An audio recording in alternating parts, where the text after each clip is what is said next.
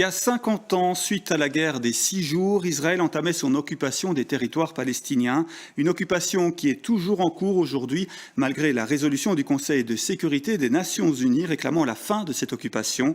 Faisant fi de cette résolution, Israël s'est même lancé dans la colonisation des territoires. Pour mettre en avant l'anniversaire de ce qui est aujourd'hui la plus longue occupation de l'histoire moderne, l'antenne luxembourgeoise de l'association belgo-palestinienne organise plusieurs activités culturelles. La première a lieu ce jeudi soir à Arlon, c'est une double conférence.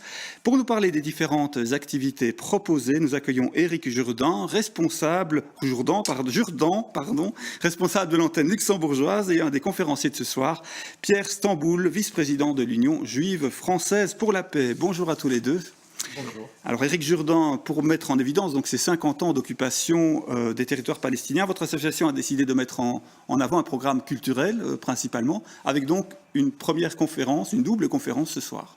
Oui, nous nous sommes dit que pour connaître, l'occupé doit bien connaître l'occupant. Et donc à nous de connaître un peu mieux cet occupant qui est Israël. On sait que le sionisme est au cœur de l'occupation, et donc nous avons cherché un spécialiste, une personne qui a bien réfléchi à la chose. Pierre a répondu, et donc nous aborderons le sionisme dans toute son acception. Est-ce que le sionisme est une réponse à l'antisémitisme?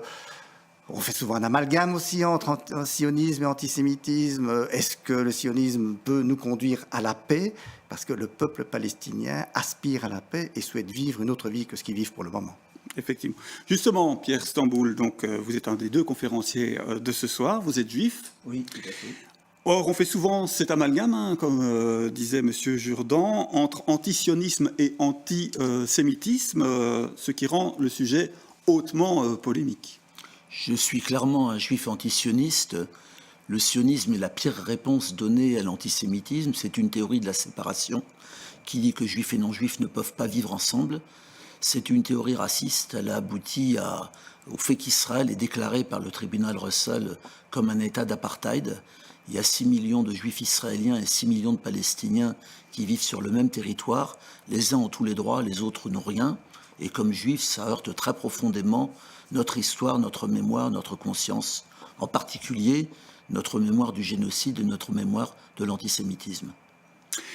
Outre cette double conférence, Éric Jourdan, d'autres activités sont proposées jusqu'à la fin du mois.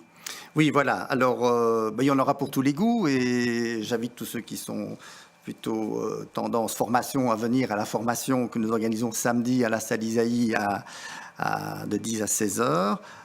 Nous parlerons ce sera une formation sur l'historique de l'occupation de la Palestine, mais ce sera aussi une formation qui pourra aider ceux qui souhaitent s'inscrire à notre prochaine mission. Nous organisons des missions également, des missions citoyennes en Palestine. L'activité qui suivra, ce sera un marche en Famenne le mardi prochain, le 21, où nous présenterons le film Derrière les fronts, Résistance et résilience en Palestine.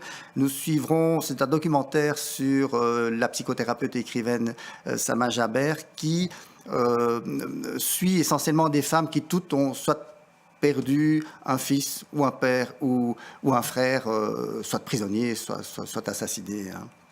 Mais ce même film sera présenté jeudi à Abbé, ça c'est plus proche d'Arlon, à la salle Le Foyer, également à 20h, avec la même animation. Le débat sera animé par Jean-Paul Bernard, qui est psychothérapeute lui-même et aussi grand connaisseur de la Palestine. C'est un luxembourgeois, il vient de Érezé.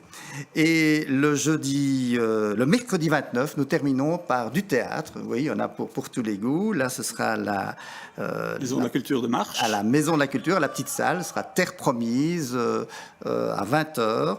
La pièce aborde les relations entre des familles palestiniennes et des familles israéliennes dans des situations parfois que l'on voudrait voir se résoudre pacifiquement. Oui, c'est ce qu'on voit d'ailleurs sur l'écran actuellement.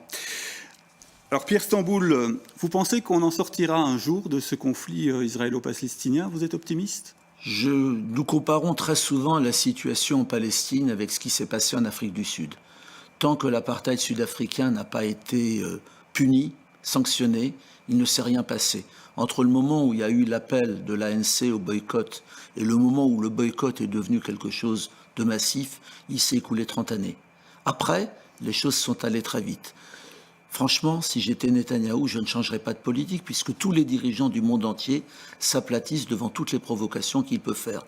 Il peut faire les pires déclarations, venir en France, dire aux Juifs français, votre pays c'est Israël, vous devez partir. Aucun antisémite ne s'était permis de nous dire ça. Lui, il le dit, et il ne lui arrive rien.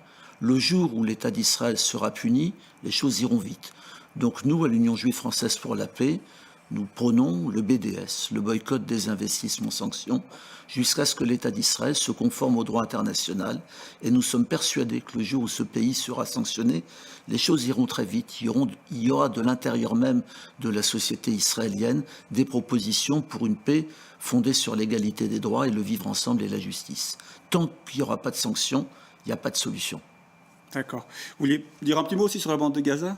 Alors il y aura un gros mot, si j'ose dire, sur la bande de Gaza, parce que Sarah Katz, qui est ma compagne et qui est aussi là ce soir, y a vécu 2 ans. Nous avons été, la dernière fois, nous sommes parmi les derniers internationaux à être entrés dans la bande de Gaza en mai-juin 2016, et nous allons parler à partir de photos prises et des très nombreuses rencontres à tous les niveaux que nous avons fait sur la bande de Gaza, une prison à ciel fermé. Israël expérimente comment on peut retirer du monde 2 millions de personnes qui ne peuvent ni entrer ni sortir et où l'horizon est bouché par terre, par mer et par air.